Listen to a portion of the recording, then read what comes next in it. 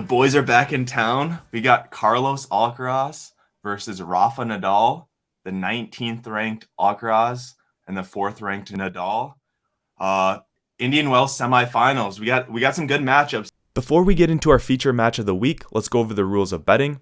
The boys will put $10, $20, or $30 on the bet of their choice. All types of bets welcome. And then the winner at the end of the year wins a '69 Chevy. The levy must be dry in order to win. And we are determining the winner by overall gross profit. Also stick around for a classic Nick Kyrgios Racket Smash. It's in the middle of our video. Let's kick it off with Matt Hokinson. What do you got, Matt?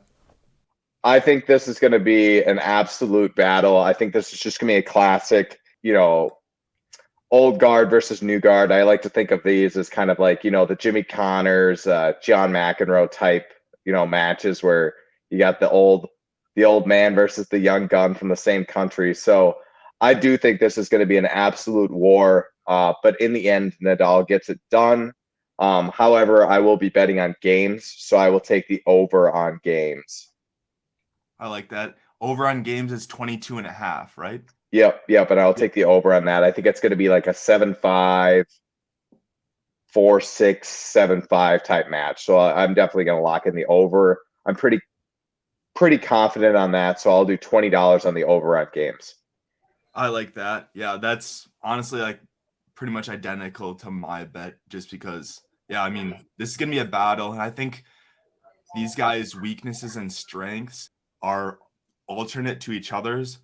Alcaraz is super, super good at hitting a drop shot, but Rafa reads his opponent super, super good. So probably going to get to a lot of balls. I just I don't really see a lot of these sets being like a 6-2, 6-3 type sets just because these two guys fight so hard. Like I don't think they would allow the other opponent to get on runs like that. So that's a part of the reason why I'm taking the over as well. I completely agree.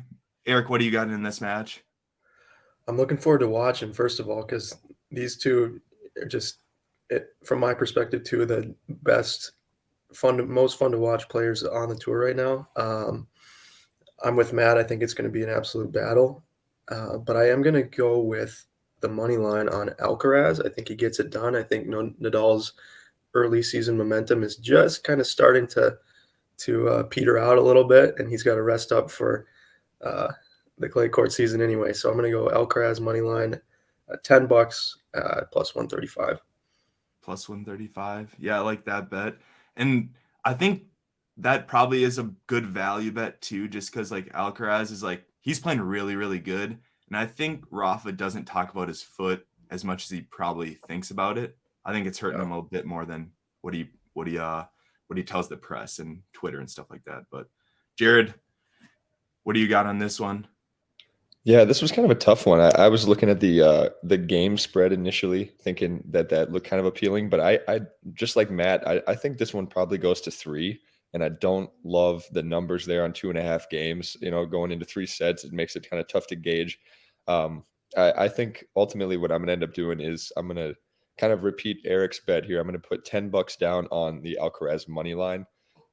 I think he gets this one done. I don't want to all pile on Nadal here, but I don't see him advancing to the final here at Indian Wells. And then Carter, the man, the myth, the legend. What do you got there? Okay, well, I guess it's a clean sweep. I'm going with Alcaraz. I'm going to do the over at 22.5 on total games.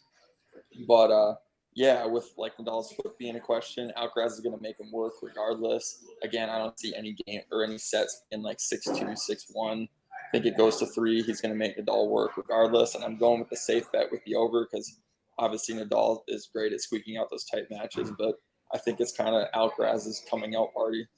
I don't know. We'll see. It'll be fun to watch regardless. Yeah, I think Alcaraz, especially with the bets, he's definitely more of the value bet.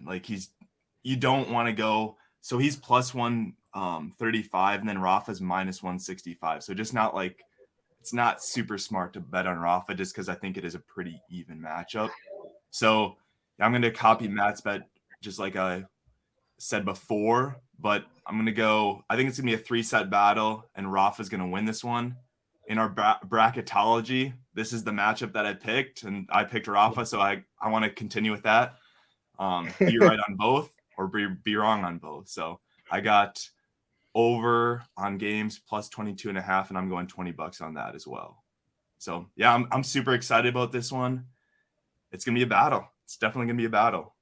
All right, so bets on number 1 Maryland versus number 2 Virginia today on the lacrosse field. Number 1 Maryland Wow. versus number 2 Virginia, you said? Huge Tilly at Audi If Field. in the one Maryland lacrosse game I have seen, I do remember them having a very good goalie so I will take Maryland purely based on the fact that you guys have a studded net. I cannot remember his name though. So I remember him being electric in net. So I will take Maryland. My roommate's gonna kill you because he's the backup. Oh no way! He is backing up a very good goalie. I love that. I love it's the Maryland Terps, right? Yeah. I love the mascot, the Terps. That's sick. What is a terp? Turtle. I don't know how to answer. It's short for a I don't terrapin. know what. It's a type of turtle, isn't it? A terrapin's like a snapping turtle, yeah.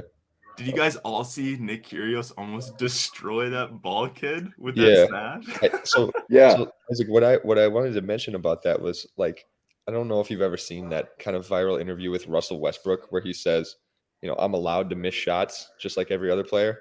Yeah. You know, and that's what like Kyrgios's interview kind of reminded me of, is like kind of the Westbrook situation in the NBA right now, where when he's good, he gets a lot of credit, but when he's bad, when he's like, and I'm talking like emotionally and the way he acts and things, he gets real like dogged on for some of this stuff. Like, should he have smashed the racket? No, but like his interview, his whole point was, did I intend to? No, of course not. Like, it took a terrible bounce. The kid ducked over, like under it, you know. So it's just kind of an interesting situation because I see both sides. Obviously, he's got to clean it up a little bit, but I don't know if he deserves as much of the flack that he's getting for this particular situation. It just made me laugh more than anything else. Exactly. Yeah. And like, I think intent is a big part of it too. Like, and he sent the text. I mean, he reached out. I think he gave a racket to the ball boy as well, or something like that. He reached out.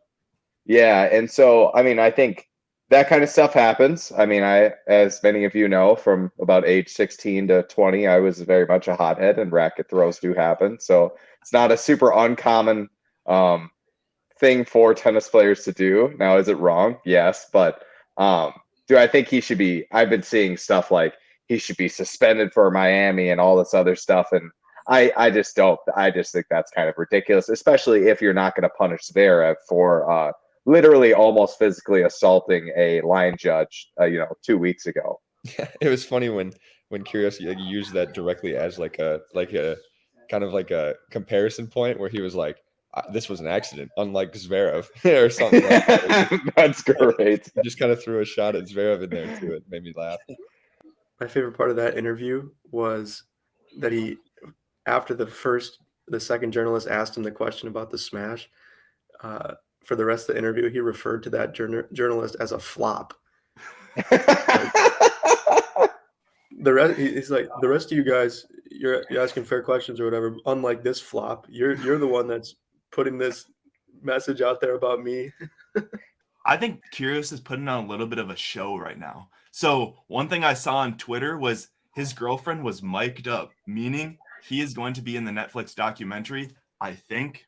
So, hey, you know what? Nick Kyrgios, he's an actor. He's going to put on a show every time he goes out on the tennis court. So I think he's doing a little bit for show too. Obviously, he didn't want to hit the ball kid or get close to the ball kid, but like, I'm sure he was just trying to smash a racket to probably get a little bit more viewership and stuff like that. Like, yeah, this is I think this is going to be good when this Netflix documentary series comes out. I think it's going to be really good. So there you have it. Rafa Nadal, Carlos Alcaraz. I'm super excited for this match. Let's go.